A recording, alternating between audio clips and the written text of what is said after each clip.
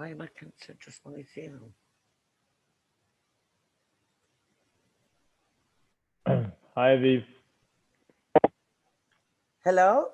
Yeah, hello. Who's this? Hi, this is Connie. Hey, Connie. How are you? Hi, good and you. Aviv will log in a minute. It's just that our Zoom is with his name, and but he logs on with another computer. He's got to approve, right? Yes. So I Okay. like your presentation. I think, but is there a way you can minimize your presentation for now until we go into the panel, and then when Aviv calls your name, you put your presentation up? Yeah. I just want to test it. Can you see it right now? Yes, I can see it amazingly. Very So nice. you're fine?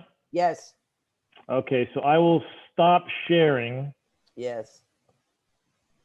I'll stop sharing now, and we should be okay. There we go. All right. Yeah. So you can stay on because we're gonna have only the panelists and Aviv on the screen, and everybody else has to mute and stop the videos. Okay. So they know I have control over that.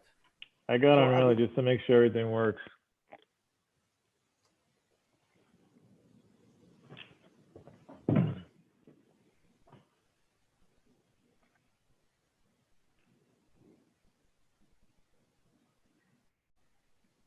Ladies and gentlemen, my name is Aviv Tzur. I'm the president of the Greater Miami Aviation Association, or GMAA. We're very excited to host this webinar titled Cargo Airlines Industry in the Time of COVID-19. I'd like to thank our sponsor, Amerijet, for stepping up and helping us with this webinar. This is fourth or fifth such webinar we have hosted to great acclaims from the industry. Our next webinar will be focused on the regional airlines, and stay tuned. We'll send you some information in the upcoming days and weeks. What is the GMAA? The Greater Miami Aviation Association is a nonprofit organization.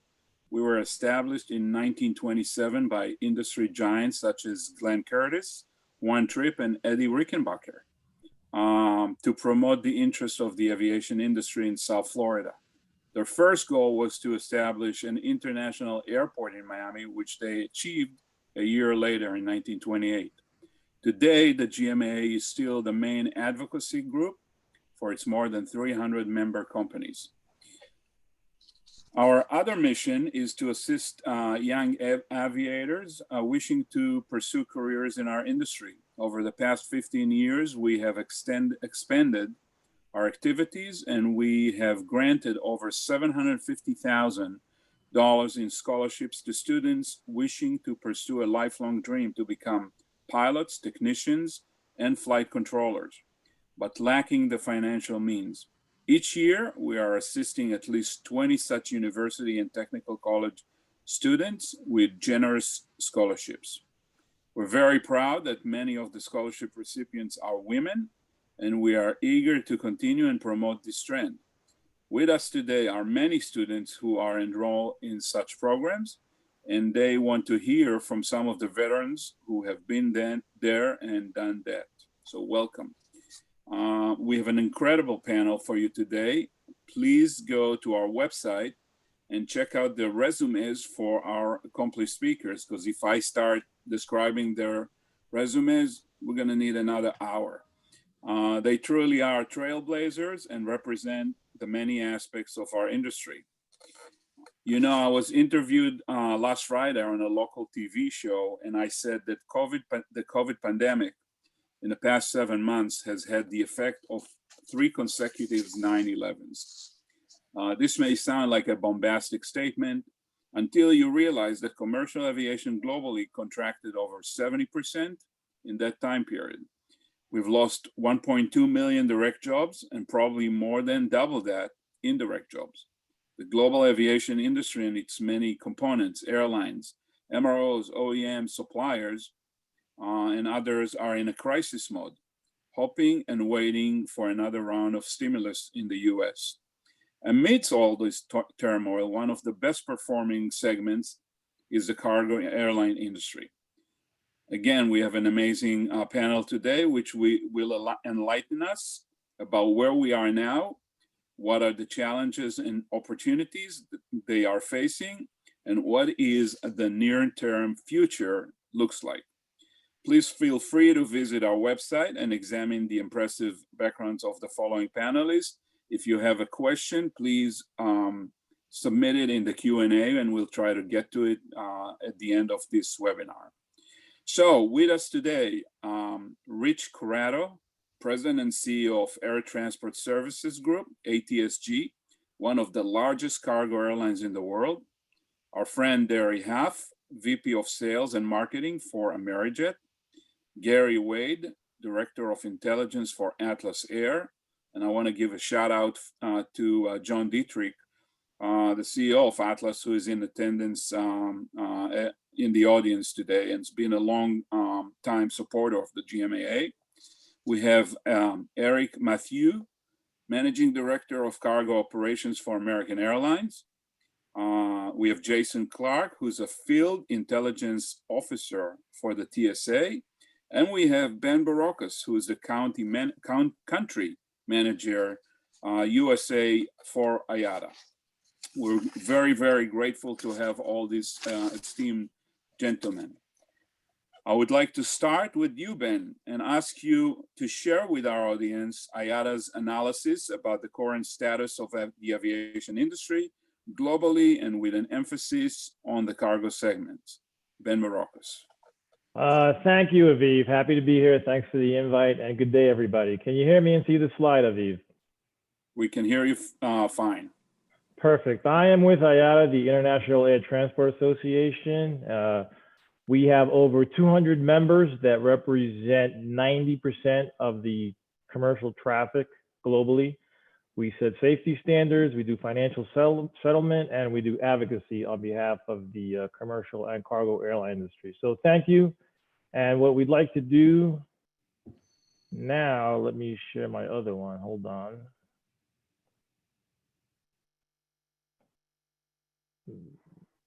That's the one. Okay, here we go. So what I'd like to share with you are the August figures that we've got year over year. And what I want us to focus on is the total cargo traffic, CTK column, and the actual capacity. As you can see, as a global market, the cargo traffic is down by almost 12.6 or 13%. And in terms of capacity, it's down by over almost 30%. Focusing in on our region in Latin America and North America, in Latin America, the traffic and the capacity is down by 27 and 43%.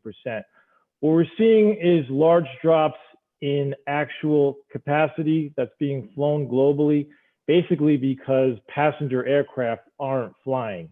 On average, passenger aircraft represent 50% of the belly space and cargo that's being flown. So that's taken a big hit in Latin America, especially, particularly with the border closings where passenger aircraft aren't flying and the quarantines taking place. The industry, since the pandemic started, is just almost screeching to a halt. Now, on the cargo side, the cargo demand is actually more robust than the passenger side. Cargo in July, for example, is down 13% versus passenger traffic, which is being decimated, almost down 80%. Now, that being said, that accounts to the cargo capacity, which is down significantly year over year. The recovery is slightly better in the Pacific region. They're actually up year over year right now compared to the North Atlantic, which is down almost 30%. And we're seeing this in the North Atlantic basically because those wide bodies are not flying to Europe because of the border closures and quarantines. Freighter utilization is up, obviously. Freighter utilization is up much more significantly than the wide body aircraft because the wide bodies on the passenger side are not flying either to the Pacific or to Europe as they did in 2019. Now, one of the things that's occurring in terms of the yield for the cargo industry is because of supply and demand and the lack of capacity, we're finding that cargo yields are up by almost 60% for the month of July compared to last year. And that's a reflection that capacity is down by 31%.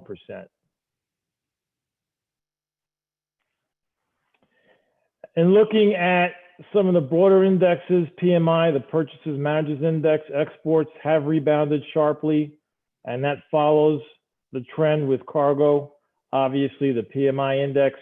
So we're seeing that unlike the passenger side, the cargo side is rebounding much more strongly.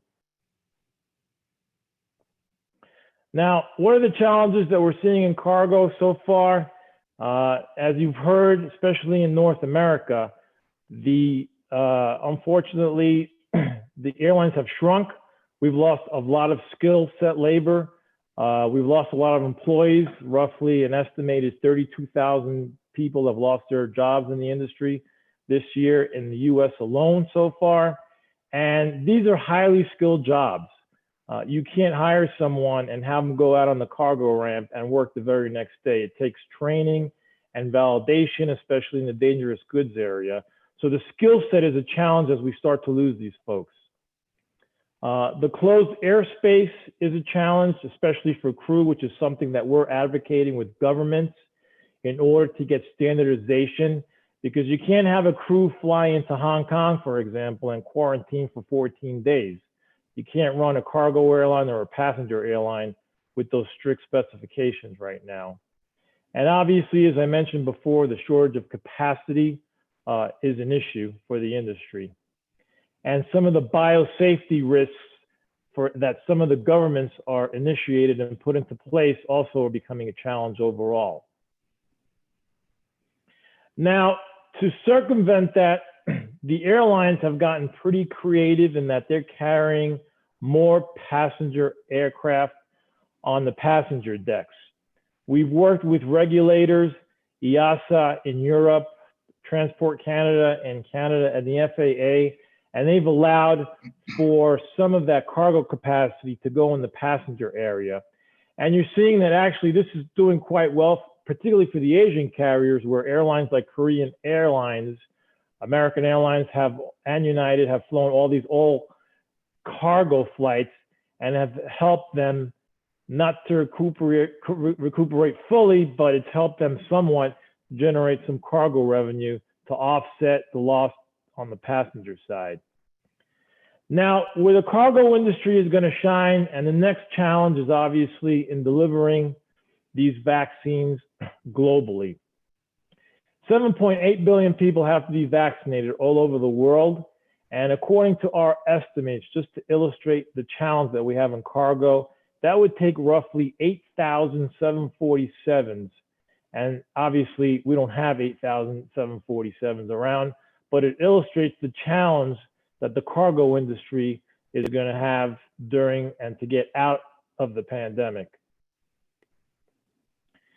And the logistics are quite interesting because you need the capacity to transport those kinds of vaccines all over the world, first of all.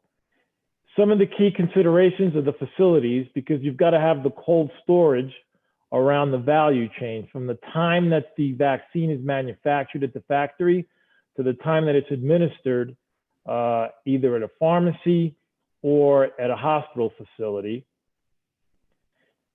Governments have to work together in order for restrictions to be lifted and for borders to open for vaccines to get in.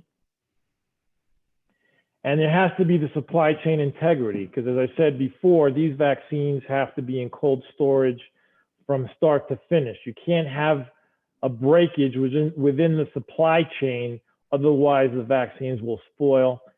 Security becomes an issue, and the capacity's got to be in there in order to transport all the vaccines. So with that said, I hope I opened it up for you. And thanks for the invitation. Aviv, back to you. Thank you, Ben, very much. I mean, I guess a few eye-opening facts and figures from you. I mean, I was blown away by 8,000 747s to carry all those vaccines. I mean, that's quite a figure that we're going to have to globally contend with. By the way, if anyone from the audience have specific questions regarding this presentation, please use the Q&A and we'll try to get to it. If not, we could direct those questions to Ben after the webinar is finished. And with that, I'd like to ask our esteemed panel a few questions. My first question is if you could give a short overview of the evolution of your airline until 2020 and what were the goals coming into this year. And please, let's start with Rich. Well, thanks, Aviv, and thanks for inviting me to this panel. Actually, our origin goes back to 1980 as ABX Air. We were the wholly owned subsidiary of Airborne Express. And if you recall, Airborne was the third largest express company in the US next to FedEx and UPS.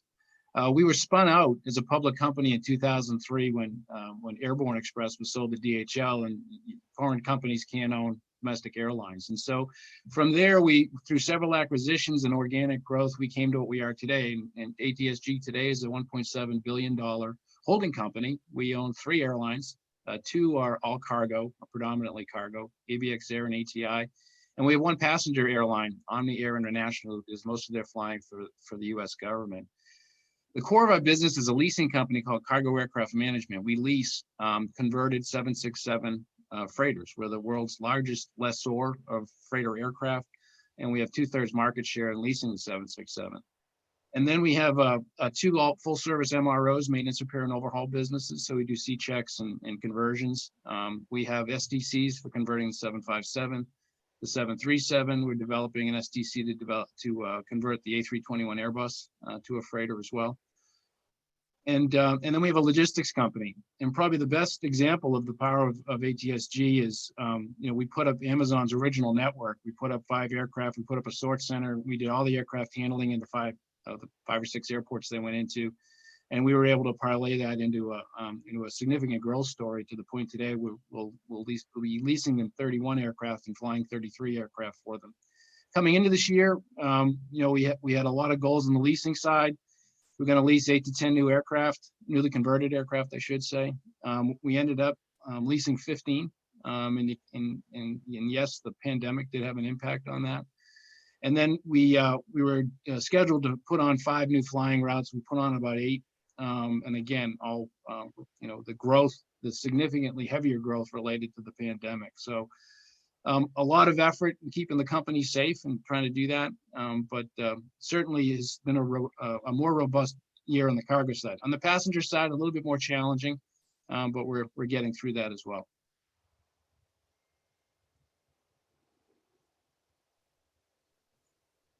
I think you're muted.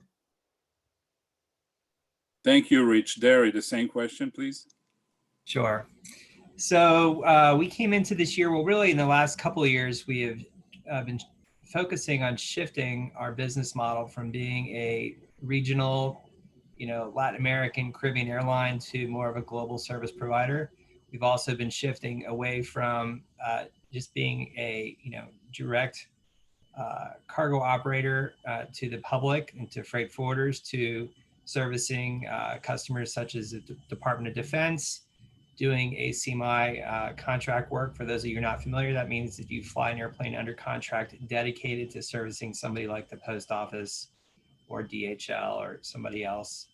And we've been diversifying each of those fields so that we become a broader carrier. And our biggest goal coming into this year was to truly start doing global operations. We had been preparing through the second half of last year to gain our ETOP certification, which we did do. By February of this year, we had both our Atlantic and Pacific ETOPs. And in March, we started our first transatlantic flights between Miami and Brussels. Great, thank you. And Eric. So I won't spend time, talking about American Airlines, because I'm sure, a lot of people know American Airlines, going into the pandemic, the largest airline in terms of employees and everything. But for us, we went into 2020 very optimistic, growing our global network, continuing to enhance the customer experience, especially on the cargo side that was started, a couple of years ago. And of course, continue to run a safe airline, and all our safety procedures, if I look back, were around the aircraft. The goal that we had to, jumping into 2020 after the pandemic, we had to readjust our goals. First, from an operational standpoint, where we had to match the reshaped network. But above all, our goal now involves something that is brand new for us, which is our clean commitments, which is all about showing our customers and our team that it is safe from a well-being standpoint, to fly, to bring customers back. So that is brand new for us. On top of the cargo flying that we are doing. Thank you. And Gary, same question. Thank you for inviting me. Atlas was born and founded in 1993 as primarily an ACMI wet lease carrier. We now own Polar Air Cargo as of 1999, Southern Air, and a Titan Air, which is a dry leasing company based in Singapore. We operate to about 130 countries and 320 some cities annually. And probably 90% of our operations are cargo, about 10% are passenger. We fly maybe 15% for passenger, fly for the military, into theater. I have a lot of flights into Afghanistan and Middle East. We operate for the NFL and for Mark Cuban's aircraft, MLW. We have a close association with DHL. We fly both domestically and internationally for them, as well as for Amazon to over 20 cities in the United States for Amazon. Thank you. Next question is, 2020 has been a year like no other in the history of aviation. Please describe your airline's way of coping with the pandemic, how it has affected your operation, and where do you see your position in 2021 and beyond? And Derry, let's start with you, please. Well, 2020 was quite a surprise to us, as it was to everyone. It brought a lot of business, unexpected business to us that we've been working hard to meet the demand. It brought a lot of problems to us, as well as increased demand. As I said, we fly to 130 countries a year, and every one of those countries has a different regulation, different rule to deal with the pandemic. And when you're an around the world operation, as we are in part, it's when we're pre-positioning crews around the world, it is a Rubik's Cube trying to figure out what the country's requirement is, what their requirement is for testing, what it is to remain overnight, and to meet each one differently. So we're working on, as all the carriers are working on solutions, a standard solution globally, so we can continue to move our crews in a cost-effective and safe manner. Thank you, Gary. And Derry Huff, same question. Much along the same lines, it was a mad scramble to, keep up with the shifting requirements for capacity. But compliance was one of the biggest challenges, because every day the rules were changing, and getting clarity on what governments and what airports were allowing what behavior by both the aircraft, arrivals and departures, crews, how our crews got in and out of those airports, how they even cleared customs. All of those procedures were, it wasn't just one, okay, here's the new deal. The new deal changed every week. So not only were we scrambling to keep up with, a growing demand for capacity, but there was a lot of uncertainty about what we were doing, how we were doing it. And as this capacity, all of this cargo was coming into our system, how are we going to move it efficiently and effectively? So it was, and it still is. It still is a challenge. Thank you, Eric. 2020 has been incredible, to say the least, for American. Can you share with us what you've been going through and plans for the future? It's not fully done yet. So for all of us, right? So we have to adapt. And if you look at the history and if you look at what the airlines have gone through along the years, you know, we have had crises and issues, you know, very often. And we always found, you know, a way to bounce back, to adapt, and which is what we're all trying to do here, you know, with the aircraft we have, with the networks we have, with the people we have. So, you know, we had to reduce our passenger flying. We had to introduce social distancing, you know, the face covering for team members and customers. But something that American Airlines had not done for 35 years, which was to launch cargo flights only. And we've done that. And in 7 months, you know, we have, you know, if I look back at September, where we operated, you know, quasi 1,000 cargo flights only for the months, you know, looking from Miami here, that was to Buenos Aires, Montevideo, London is for Europe, you know, everywhere.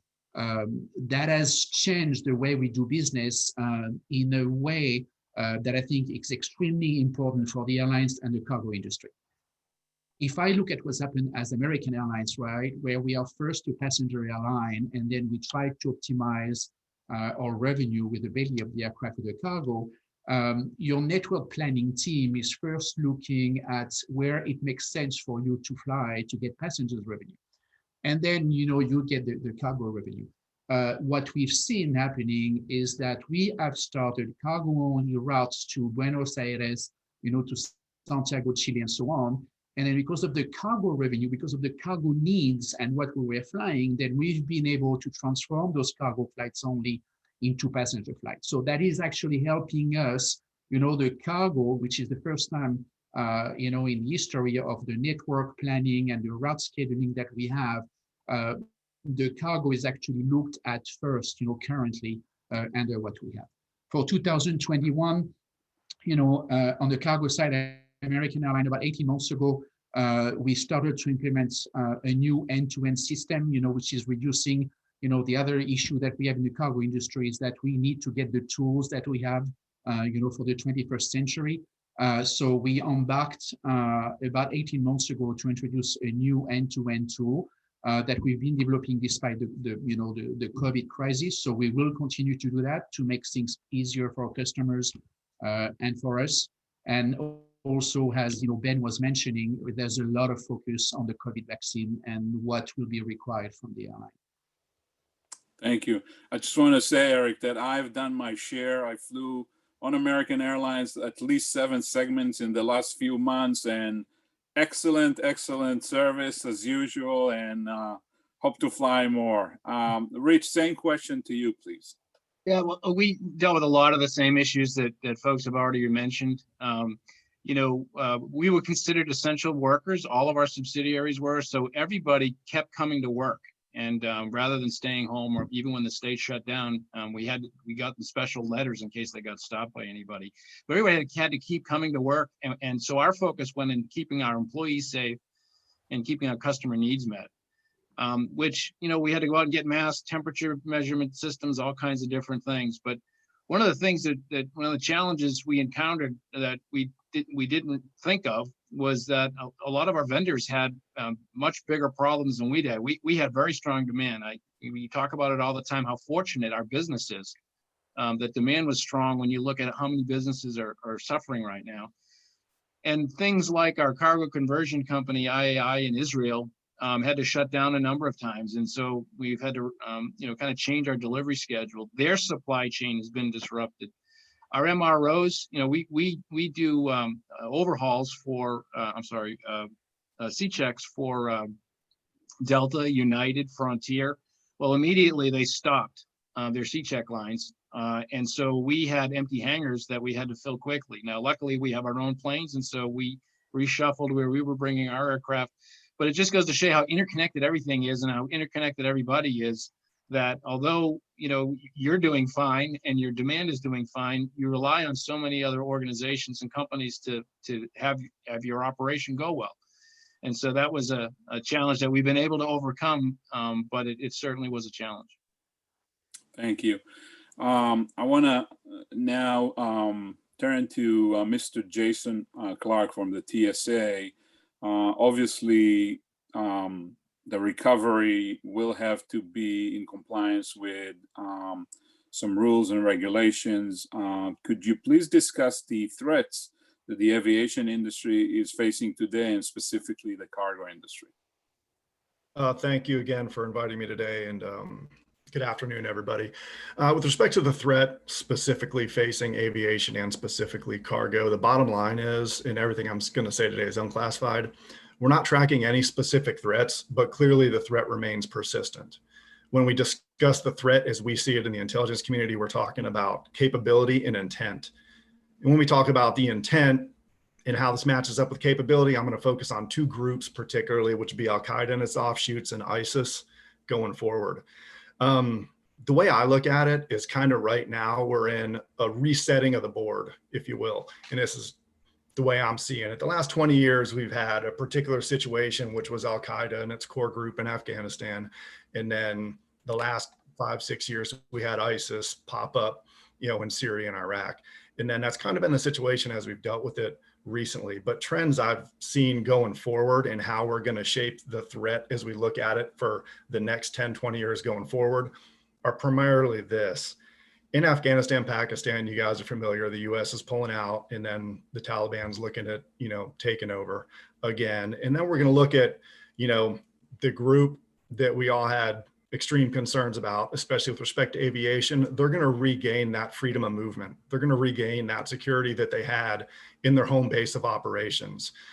So like I said, while not tracking any specific threats, this is something that is going to shape the threat environment going forward and that we're going to be concerned about. And it's that these groups are going to be emboldened by the security that they're now going to feel in their new operating environment. That would be with respect to Al-Qaeda, who still, they've got their offshoots now, specifically Al-Shabaab, an offshoot, which has in fact directed aviation plots and pulled out aviation plots in the past.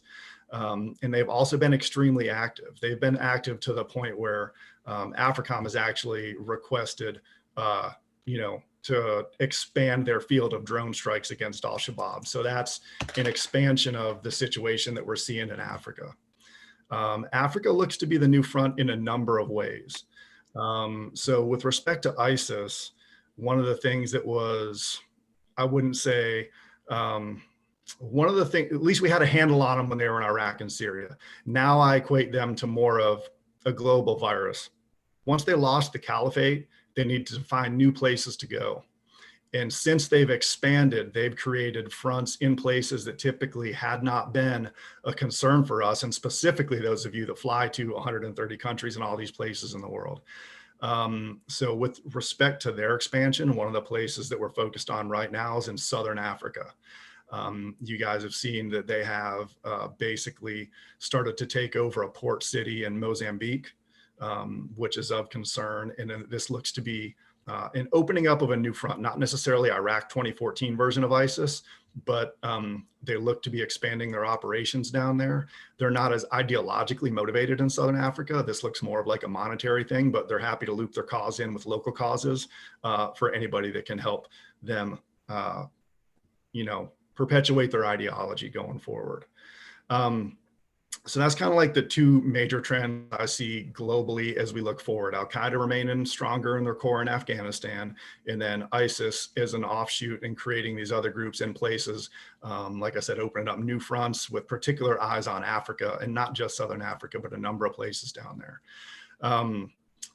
With respect to domestic violence, and you guys have read the Homeland Security Threat Assessment that came out, that would be more an international threat. With respect to aviation, the cargo plots and the domestic extremists that we've seen, these are not typically the type of folks that we've seen go after aviation. These are the type of folks that we've seen take up a particular cause or a particular stance against a group, and then maybe take action against the places and the buildings and the people associated with those groups or those political parties that they disagree with, not necessarily in aviation or something cargo that would be concerning going forward. So those would be, trying to stay concise here. I'm typically pretty long-winded, but globally and domestically, those are the quick hit items I see as we see as a terrorism threat facing this industry going forward.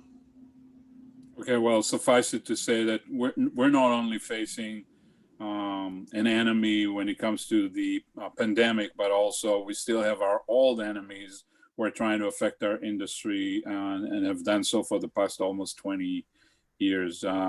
Thank you very much, Jason, for that. I want to go back to the panel and ask, and I mean, it's a rhetorical question, but did the COVID-19 pandemic cause the paradigm shift in the aviation industry with long-lasting effects? And specifically, how has it changed the cargo segment? And Ben, a lot of people, if they didn't read your resume, don't know that you and I met when you were still with United Airlines. So you've been with this industry for so many years. Please give us your perspective. You know, like any crisis that this industry has been through, 9/11 and others, it changes. It's going to change the way we do business. It's going to create efficiencies. It's also going to create opportunities.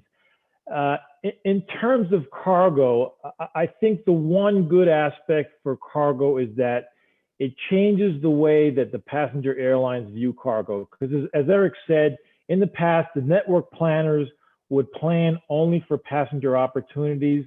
Now that we see the opportunities that the cargo revenues bring in and the expansion of cargo due to the global expansion in trade, it really gets the opportunity for cargo to be back on the table and for the airlines to schedule and have cargo in mind versus before. Thank you. And Eric? Absolutely. And you know, Ben, when you mentioned in your stats that the yield is up 60%, you know, because of the demand, that is, you know, something that our network planners are looking at. And I think that now, you know, as I said earlier, there's a shift within the airlines in looking at cargo and looking at, you know, the additional revenue that we can get. You know, to me, it has also changed the way the public is looking at the cargo industry as well. It's more than just us, you know, within the airlines as well. We have, you know, this pandemic has put cargo on the front stage, and it is creating opportunities for all of us, you know, like we all have done, you know, in 7 months, you know, again, for us, we've launched cargo flights that we hadn't done in 35 years. So, you know, it's bouncing back on something that is negative and turning it into positive. Thank you. And Rich, I mean, you know, what would we have done without, you know, online commerce and your client Amazon and Atlas's client Amazon? I mean, surely you have seen a tremendous change, but I want to see from your point of view, you know, what are the long-term, you know, effects?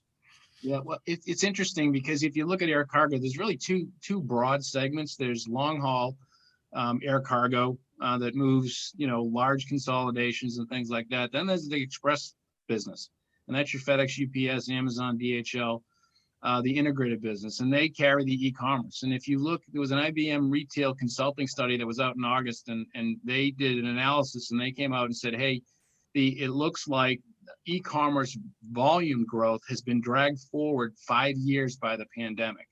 And you can see that in everybody's numbers. If you look at how well FedEx, UPS, and how fast Amazon's growing, you can see that people are home. They don't want to go out shopping, or they can't, or they're looking for entertainment, so they're buying things or what have you. But e-commerce is going through the roof. The interesting thing for us, our first desire is to dry lease an airplane. And when you do that, you get a 7 to 10 year lease on the airplane, and the airline can go do what they want with it. And many times we also fly it. We'll get a separate contract to fly it. But what we've seen, although this is hopefully a very short term event, this pandemic, it's having long-term impacts on people's decisions to acquire and use airplanes. Which is great. So we, as an example, came into this year looking to lease 8 to 10 aircraft. We're going to be over 15 by the end of the year, and we've already booked all of our production through 2021. And so we've got, again, at least 15 airplanes that are under agreement for dry lease for next year, and some of those will also fly. So it's pulled e-commerce forward, and people are making long-term decisions about capacity as a result. Okay, I just want to make sure that I get to all the questions. So with your permission, I'm going to move on to the next question, which is, what are the trends and innovations that are under development today that excite you as it pertains to the future of your industry? And I'd like to start with Gary, please. One of the things, Aviv, that we're facing here from and I want to speak to from a security perspective, is the requirement for screening cargo outbound from the United States now, and the potential for it to be screening of all cargo. And we are looking forward to innovation that will allow us through technology to screen cargo, because when you talking about the volume of cargo that we are dealing with, millions of, for example, Miami is 1 million kilos a week out of Miami, which in a cargo warehouses cannot be screened just by one system, just by sheer volume. So the technology currently does not exist that has the aperture and the throughput to take the big cargo that the heavy lift-off cargo carriers like Atlas move every day. So we're looking forward for some technology to come that will ease our throughput problems for us moving forward. Okay, thank you. Derry Huff, same question. Sure, I could continue with what Gary just commented on. You know, if anything has been really apparent here in the last few months, is that the throughput of our facilities has just gone off the charts. And the volumes that we're moving, and a lot of it's related to e-commerce. I don't only have to look as far as my own household to see the amount of goods that we buy in our household online to come versus going shopping. And I don't think my household is any different than everybody else's household. That shift has happened. The train has left the station, these volumes are in the system, and how we're going to manage that while putting in these other milestones that have to be accomplished, they're not easily done. I mean, it is not an easy thing to break down skidded freight, things that come to you in large volumes, and cram them through machines that are not made for things that size.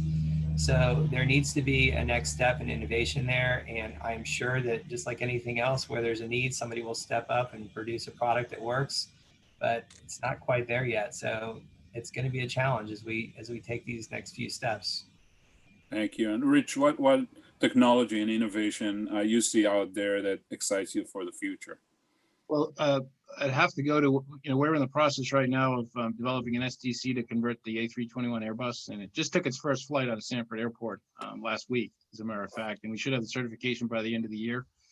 But as you look at in air cargo, a lot of the time we're using older aircraft, some that have been converted, they had a first life as a passenger. So as you look to get the industry retooled, if you will, looking to new airframes is helpful. And so the A321 is going to be a direct replacement for the 757, which is good.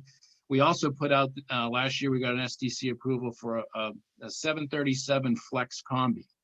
And that's an aircraft that flies both passengers and cargo on the main deck. And you can configure it for different sizes of passengers and cargo. So doing innovative things like that will, continue to help, keep cargo on the front burner of folks' minds. Yeah, that's a great point. I was thinking, I used to have a client, Martinair out of Holland, and they were famous for flying combis on a DC-10s for many, many years. And it looks like that could be a very good option for commercial airlines, that they could do a quick change, but don't know that that's under development. Maybe Eric can tell us. Now we're understanding this, but what it has changed and what we are looking at, I talked about the new system that we are in the final phase of implementing. What we've seen a change in the commodity that are shipped, right? So when we have equipment, people, training and everything, to move pounds and per number of pounds, you have X number of boxes, we've seen an increase of about 300% of number of pieces, for an equivalent number of pounds, because the shipments that we are going through right now are smaller. They are smaller commodity. Ben talked about a huge increase of traffic out of Asia. This is what this pandemic also is doing. It is forcing us to adapt for the future. New type of commodity being shipped. It's no longer just machine tool, perishables and everything. So we are looking at ways to be more efficient, with our tools and to move more boxes, and to gain space everywhere, because as everybody said, it is new and we need space. We need to review everything that, the way we were doing so far. Thank you. Well, we're coming towards the final segment of our webinar. And I want to mention again and give a shout out to the younger listeners that we have. They're students, young aviators, and we've all been in this industry for quite a while. I would like to ask each and every one of you, what advice would you give based on your own history to assist them in making inroads in aviation? Were there any events during your career that changed your personal trajectory? Any advice you got from mentors? Please take the time and enlighten us and our young listeners. Let's start with Rich, please. Sure. One of the great things about aviation and the airline business is no matter what you like to do, whether you like numbers and accounting, there's a robust finance and accounting aspect of airline business, because planes are so expensive, and then you do a lot of modeling to make sure the capacity is full. So whether you're good with your hands and you want to be a maintenance technician, we have an apprenticeship program. We take folks right out of high school. They can start in their junior year in the summers, and they get trained on structures and how to work with their hands. We also have a program for electrical work. So if you like to work with your hands, engineering, we have a bunch of engineers on staff. We run internship programs, and we get people from accounting, we get people from marketing, we get people from engineering that come in the summer. And so no matter what you're interested in, there's something in aviation, and a lot of folks change. And if you think you know what you want to do now and you get exposed to something different, you might start in engineering and end up in logistics, or you start in logistics. The president of our MRO right now, started in logistics running a sort center. And got exposed to the aviation side of the business and fixing airplanes, and that was great. So there's just a lot of variety in the airline business for choice. Excellent, thank you. And Eric, please. So what I would tell the young listener is that don't let this pandemic deter you from joining the airline and the cargo industry.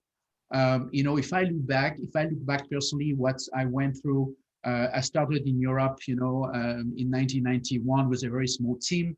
And we went through Chapter 11s twice. We went through mergers. We had 9/11. The airline has been faced with many crises. And there's many times where we would say, oh, you know what, let me go to another industry and so on. I'm still here. I'm still having fun. We bounce back. This is what makes it, exciting. You work for a company that's the global reach, that is, putting cultures and people together. As Rich said, you go in with a skill and something else that you didn't even know that you could do, will be used. So don't let this, those current time, and don't let 2020, push you away from this business. It's a very exciting business, and I would do it all over again. That's great. Derry? One thing I'd like to tell the young listeners, and they probably aren't old enough to remember the old song, the Hotel California, and aviation's a lot like that. You can check in, but you can't ever leave once you get Jet A in your blood, right? It's an exciting business.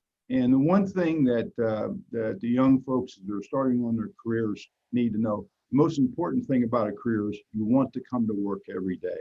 You never actually go to work. You just have fun and make a great living. It's an exciting place to work. And as Rich pointed out, many things you can do in the aviation business, from maintenance to security. And whatever your interests are, there's something for you in the business. And before I close out, I want to point out to your listeners that Jason Clark gave for those that aren't really plugged in, he gave a great briefing on global security there, and a lot of good information on an unclassified basis. So thank you, Jason. Thank you. Actually, let's go to Jason. And I mean, you have a very, very unique perspective on the industry, and it's very interesting for our youngsters. And again, I mean, there's a plethora of careers you can have that are in aviation or touch aviation. Can you give us a little bit of your experience? Thank you. Absolutely, and thank you very much, Gary. One thing that stuck with me back when I was 19 years old in PFC Clark in the Army a long time ago was, if you want to be something, act like you already are. And this was in the context of, we had an E4 that was trying to be that sergeant, and I noticed he took every hard job, every difficult task, and I kept wondering, why the heck are you doing this? You could be hanging out with the rest of us, all right? And he told me, if you want to be something, act like you already are.